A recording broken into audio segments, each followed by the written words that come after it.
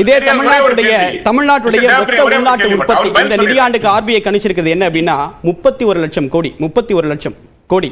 ஆனா இவ்வளவு வருமானம் இருக்கக்கூடிய ஒரு மாநிலத்தில் நிதி நிர்வாகம் பண்ணக்கூடிய அரசு 1000 ரூபாய் கொடுக்க முடியல அப்படின்றதான் விமர்சனம். இந்த அளவுக்கு தமிழ்நாடு வளர்ந்திருக்கு அப்படின்ற கருத்தை சரவணன் சொன்னார். உங்களுடைய பார்வை திருக்கலை. அதாவது நான் என்ன சொல்றேன், பெர் கேபிட்டா இன்கம் வந்து அதிமுக ஆட்சியிலையும் இந்தியாவிலேயே முதன்மை மாநிலமாக வந்துச்சு, இப்பயும் வந்திருக்கு.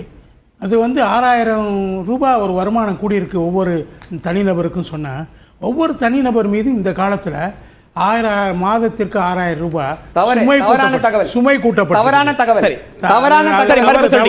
நீங்க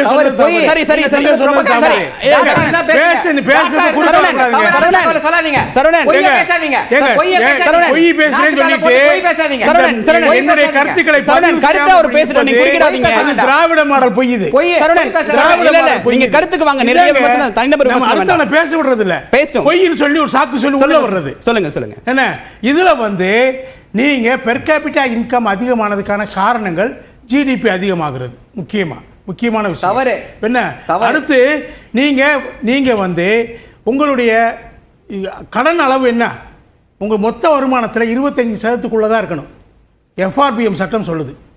ஆனா அது மத்திய அரசும் கடைபிடிக்கல, நீங்களும் அதை மீறி போயிட்டீங்க. ஆனா அதிமுக கடைசி கொரோனா காலத்தில் மட்டும்தான் அந்த தளர்த்தப்பட்ட அளவுக்கு கூடிச்சு 34% வரைக்கும். மற்ற எல்லா காலங்கள்லையும் 25% தான் கடன் வாங்கியிருக்காங்க. அவங்க மொத்த உள்நாட்டு வருமானத்தில் எஸ்ஓடிஆர் சொல்லுவாங்க, மாநிலத்தின் சொந்த வருமானம், அதில் அவங்க 25%க்கு மேலே எப்பயுமே வாங்கினதில்லை. அதெல்லாம் அந்த நிதி மேலாண்மை அவங்க கடைப்பிடிச்சாங்க. அதை அடுத்து நீங்கள் முக்கியமான விஷயம், நலத்திட்ட உதவிகள் அவங்க இதை விட அதிகமாக கொடுத்துட்டு இருந்தாங்க. கொரோனா காலத்தில் கொஞ்சம் காலம் நிறுத்தப்பட்டதுங்கிறத தவிர்த்து அவங்க அதிகமாக கொடுத்துட்டு இருந்தாங்க. இன்னொரு முக்கியமான விஷயம், இன்ஃப்ரா டெவலப்மெண்ட்டுக்கு நீங்கள் என்ன பண்ணீங்க? என்ன அதிகமாக கொடுத்தாங்க? அவங்க லேப்டாப்புக்கு நிதி சிக்கல் காரணமாக கொடுக்கல. கடைசியில் ஆட்சி 2021க்கு முன்னாடி இருந்த ஒரு வருஷத்துக்கு முன்னாடி வரைக்கும் தாலிக்கு தங்க திட்டத்துக்கு பேக்லாக் வச்சுட்டு தான் போனாங்க. அதெல்லாம் அதிகமாக கொடுத்தாங்கன்னு கேட்கிறேன் நான். இல்லை, எது அதிகமாக கொடுத்தாங்க? கொரோனாவால் நிறுத்தப்பட்ட விஷயங்கள், ஆனால் அது வரைக்கும் கொடுக்கப்பட்டிருந்தது. இல்ல அதிகமா கொடுத்தாங்க அப்படின்னு சொன்னீங்களே, எது அதிகமா கொடுத்தாங்க? அரசு மருத்துவமனையில் டெலிவரி ஆகிறவங்களுக்கு 18,000 ரூபா அங்கே ஒருத்தருக்கு சாதாரண தொகை இல்லை, ஒவ்வொருத்தருக்கும் 18,000 கொடுத்தாங்க. 75% கேசஸ் டெலிவரி கேசஸ் அரசு மருத்துவமனையில் தான் நடந்துச்சு.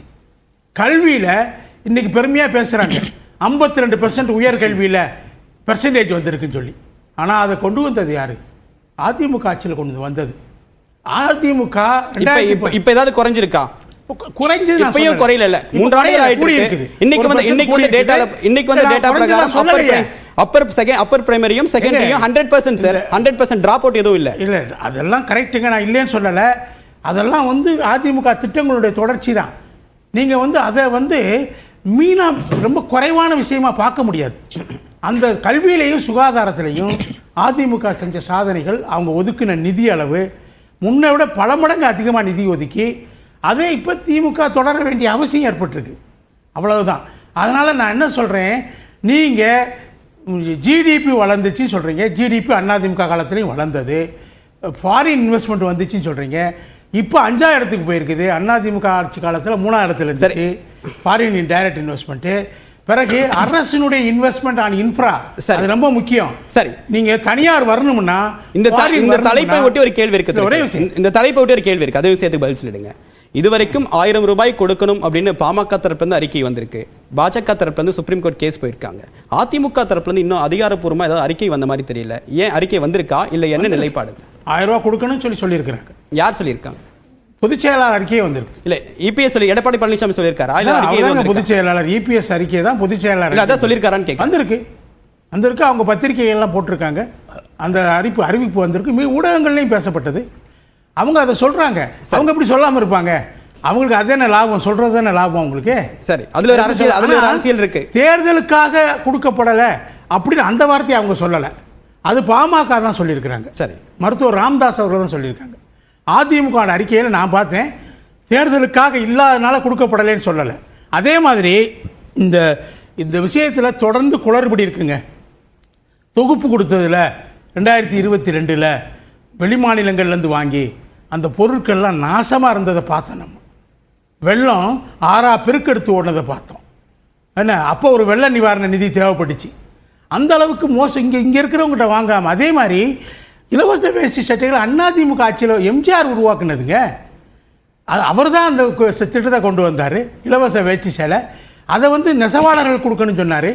அந்த 22, 23 நெசவாளர்களுக்கு முழுமையாக தராமல் 40% வெளியில நெசவாளர்கள். புது விமர்சனத்துக்குள்ள வேண்டாம். இல்ல சொல்றேன், திட்டத்திலேயே கரும்பு விஷயத்துல எவ்வளவு குளறுபடி பண்ணாங்க இவங்க. சரி, நான் போக விரும்பல.